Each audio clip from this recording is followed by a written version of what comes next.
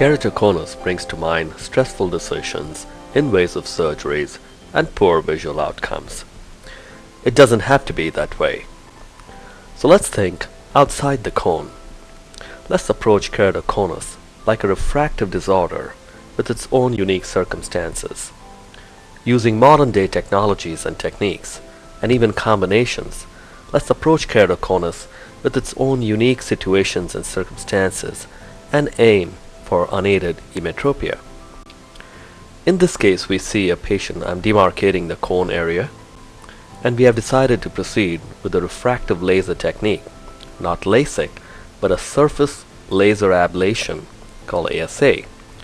And using the excimer laser in a refractive mode in select criteria patients, we can actually aim to correct their refractive error, aiming for unaided emmetropia, as you can see in this topography here. These patients can actually achieve 20/20 and 20/15 vision, and I'm extremely pleased. In cases of keratoconus with corneal scars, we can peel these scars under the laser and proceed with refractive laser ablation as seen here.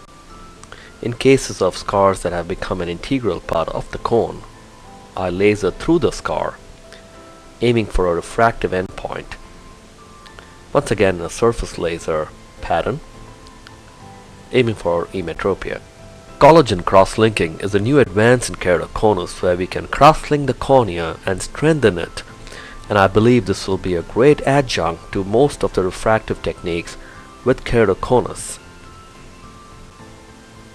In further ectasia, we can use intacs by first making a channel in the lamellar cornea with a tiny slit incision. The intact rings can be inserted as segments, as you can see here, one segment. They act by flattening the cone into a dome, as you see here. The second ring is now being inserted.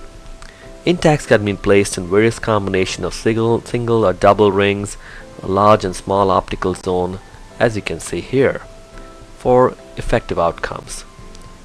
Once the intact rings is in place, we can still enhance the vision by glasses, contact lenses, and even laser vision surgery. Once again, surface ablation techniques with the excimer laser can be used, like in this case with a single intact ring.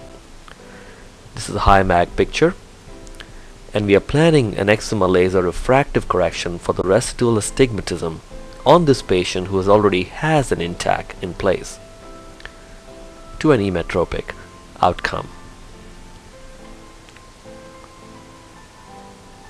As you see here.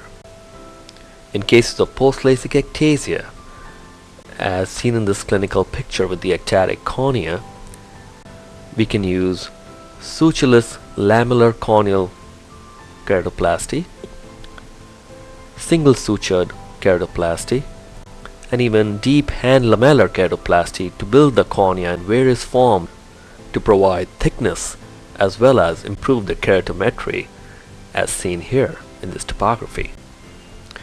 This can then be followed once again by surface laser refractive surgery to correct the residual emmetropia and astigmatism towards an unaided emmetropic outcome. Phakic implants like the Vision ICL, monofocal intraocular lens, toric intraocular lens, and even piggyback intraocular lenses can be used to manipulate the optics of the keratoconus intraocularly, followed by surface excimer laser to correct the emmetropia for a great refractive outcome. So, for early keratoconus or advanced keratoconus or those associated with scars or cataracts, all these conditions can be approached with modern technology today to help these patients achieve the vision goal that they deserve.